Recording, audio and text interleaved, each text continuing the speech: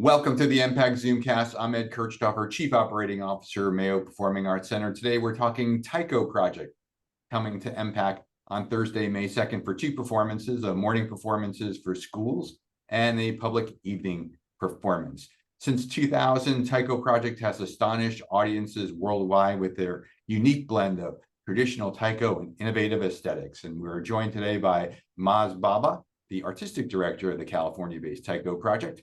And he's recognized as one of the leading next generation taiko performers and composers in the United States. Maz, how you doing today? Great, thanks for having me. Well, thanks for joining us. Tell us a little about Taiko Project and what we can expect in a performance by your group. So Taiko Project is a taiko group, and taiko is most often considered to be an art form that connects rhythm and movement.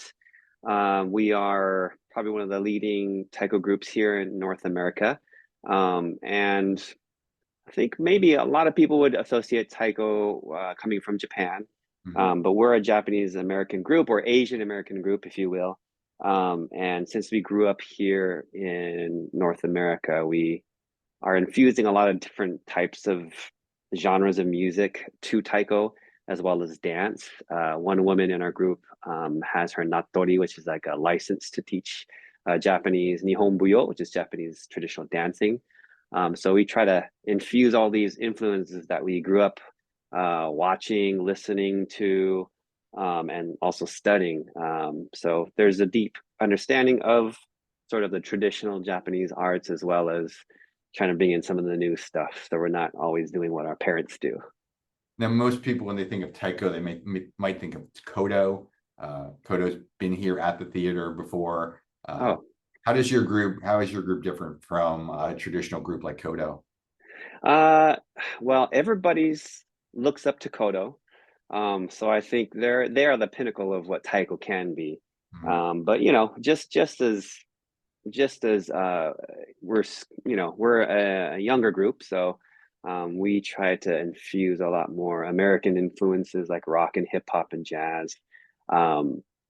I grew up playing in a rock band. My father's a jazz musician. My mother also plays drums with him.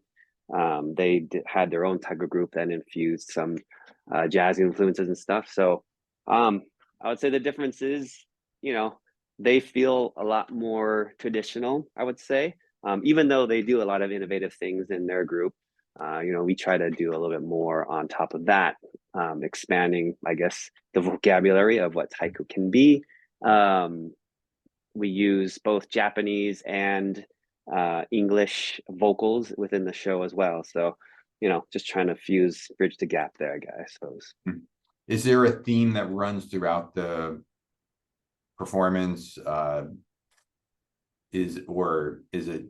Does the music vary? Is it a bunch of does everything connect with one another throughout the show? Yeah, I would say it's a good collage of our influences. So it's not only just me who has written the music, but also our executive director, Brian Yamami, and a couple of our other members have written music for the show, as well as the woman that I was telling you about, Yumi Saito. She choreographed some dances to it. So I wouldn't necessarily say there's a theme per se, but it sort of brings out our personalities, if you will. And we try to really connect the music to the movement, to the dance.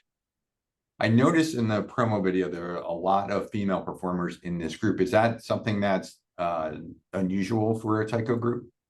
In North America, no. There's actually more female taiko drummers in North America, at least by last count.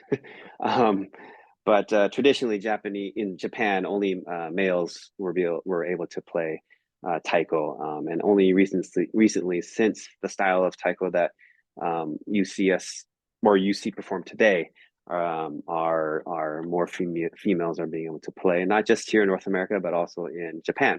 And we try to push the boundaries, even though I am a man, as the leader of the taiko group.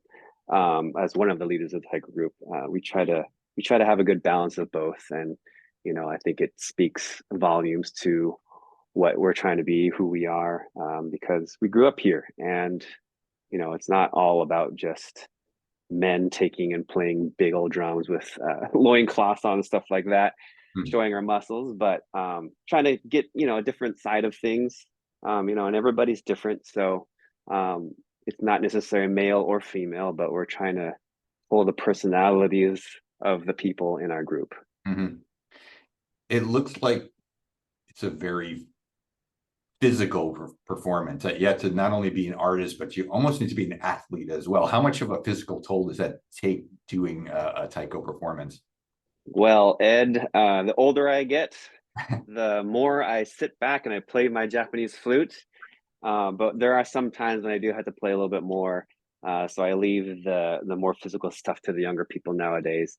But yeah, I mean, we have to keep our body in shape, in tune. Most of our members, they either play in other groups, or they try to run or keep their bodies in tune as much as possible. So as not to get hurt or too sore after the show. Sometimes there's like one difficult piece after the other, and those are particularly difficult to do within the show. But all of our members take pretty good care of their bodies, and try to stay ahead of the course before one of us gets injured. And injuries do happen from time to time, but that's just I feel like our team is strong enough that we can cover for each other in those instances. Now, according to your bio, you've been involved in taiko almost your entire life. I'm not going to ask you your age, but it started at the age of 6, and you mentioned that your parents are musicians. How has taiko evolved for you as you matured into an adult and now a composer and the artistic director of the group? What is it that's changed in terms of the style of music for you personally, and how has it evolved for you over the years? So my parents, Russell Baba and Jeannie Mercer of Shasta Taiko, they took a different approach to taiko. They started with the San Francisco Taiko Dojo, which is considered to be the first taiko group here in America, and they're a little bit more, I guess, spirited and traditional. And then I also, after high school, I studied with master taiko drummer Kenny Endo in Hawaii, Honolulu, Hawaii. And he also pushed the boundaries. He's also a jazz musician. So his first love was the drums set and playing jazz. And so through the two of them, I was able to take what I like and also not take what I don't like. So there are a lot of improvements that I'm trying to do within our group on how to stay on top of things, or do this movement differently, or play the music differently. For me, jazz is a whole nother thing that I think you have to have the right people for. And so our group, not necessarily those jazz type of people, but we're training and we're trying to do a little bit more improvisation and stuff like that. So so I would say the difference for me is adding on more nuanced movement to the group, with choreography, hip hop, drumline. Sort of, I guess it's not new anymore, but it was new to me when we started it. But yeah, hip hop, drumline, rock, the stuff that we grew up with. So just trying to keep what we grew up with in the taiko group. So yeah, so that's basically what I see, and I'm trying to watch the new generation, the generation after me. What's their new thing? What are they going to be doing? And also we used to have spoken word and a little bit of acting in our concerts as well, but we don't really do too much of that anymore. But yeah, anyway, more melody. We have koto, which is a Japanese zither instrument. We have marimba.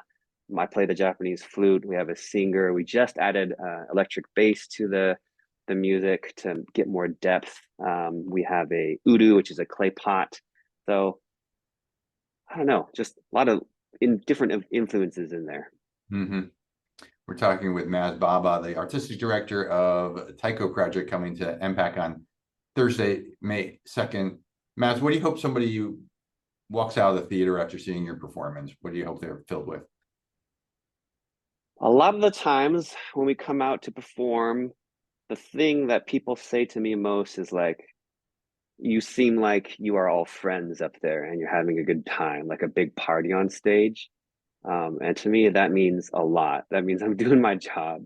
So I hope that people will come and like understand that we have put a lot of time and energy into this, and just are, I guess, blown away by our excitement and our joy from playing the drum, for driving across country to perform in New Jersey, and finally being able to do what we love. I always say our first job is we're like movers. We pack up big giant 100-pound drums, and finally we get to set up and perform for people and do what we really love to do. Because 2 hours of what we do isn't all the things that people might see behind the scenes. So anyway, I hope they see that love, that joy that we have, not only for each other on stage, but for the art form. For the school performance, will you be explaining any of the techniques and everything, or will it be a straight performance? For the school performance, we'll be educating the students about the history of taiko in Japan, as well as the history of taiko in America. We introduce some of our instruments, traditional instruments like the taiko themselves.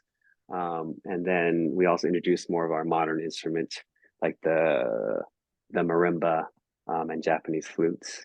And then at the end of the show, we usually bring up kids to try a short little demonstration with us.